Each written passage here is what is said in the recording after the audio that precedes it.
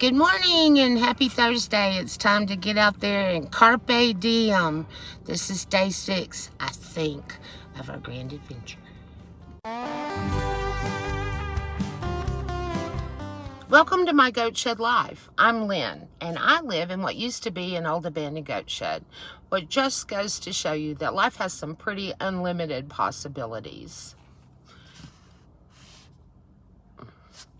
Hey, if you haven't already and you're so inclined, I invite you to subscribe to my channel and hit that little bell, ding-a-ling, so you'll get notifications of future videos. Bob saw these guys this morning. He's still insisting these are elk. I'm saying deer. You guys leave a comment. We saw this guy, a crow, panhandling at the McDonald's this morning. I don't know. Maybe that crow was a bad sign. Hey, I did get a new hat today, but man, I have to tell you, carpe diem my foot. We had a fair few hiccups today. We decided we would go over to the West Rim and check out the skywalk, but there were some things that we didn't know. I'm going to give you some helpful hints on how to navigate that whole west rim of the Grand Canyon, and then at the end of the day, you won't believe where we ended up. We did so many things today. If you want to find out where we ended up, stick with me. I thought these statues along the way were pretty cool and noteworthy, and hey, I even made a new friend. Bob said this was a shortcut. Oh my God, y'all, a dirt road? Dude, I'm not gonna lie, I'm fit to be tied. We just came 30 miles down a dirt road with washes in it. Mostly speed 35 miles an hour. I'm tired. Oh man, back on a paved road. And we saw these great Joshua trees and some really beautiful scenery. And I was back at it. So this is the skywalk that we were talking about going to. Bob was all in. And the middle is glass and it's see-through. You can actually see down into the canyon. So you come in to the park here and they talk to you at the front gate and you end up here at the terminal. Well, we didn't know there was a terminal. And Bob went in and I was like, I don't know if I want to go to the skywalk or not. But it costs $40 just for an entry fee so that you can get on a bus and go to all of these different places. Hullapai Point, there's the skywalk over there, and then Guano Point. And the buses are hop on, hop off. They run every 15 minutes. However, they told us that you could not leave the dog in the car, which that makes sense, nor could you take the dog with you, which also makes sense. I went in and out that main terminal building, I don't know how many times before I finally found the answers.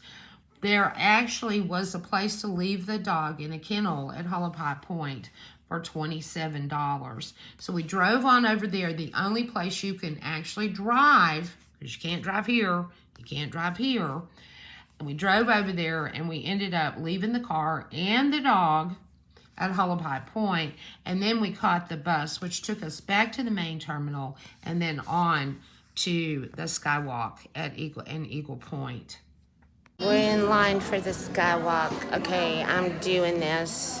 No personal items, including our phones, were allowed out on the skywalk, so we weren't able to take pictures. So I have no proof, but I actually did it. I went out on the skywalk. I guess you could say I earned these wings. The view from Eagle Point was absolutely amazing. How beautiful is that? There it is, the beautiful Colorado River.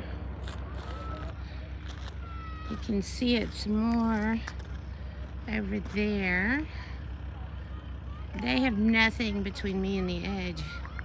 It doesn't really make me all that happy. But, wow. There he is, right at the edge, taking pictures. Right where he's always been. That's my hero. So we bid a fond farewell to the Grand Canyon, and we're off to the next adventure. Look at those lights. What a stark contrast to where we've been. Where are we? And I'm driving at night in traffic, things I don't do. So there you have it. We drove to Paris. Okay, not really.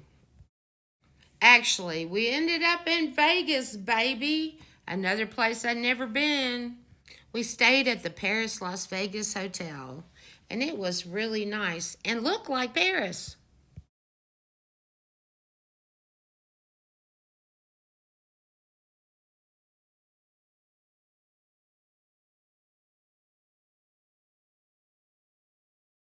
Shoot, I even found myself another set of wings.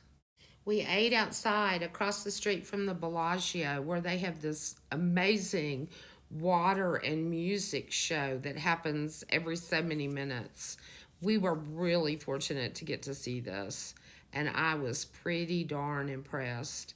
It's different every time, and the water actually dances to the music.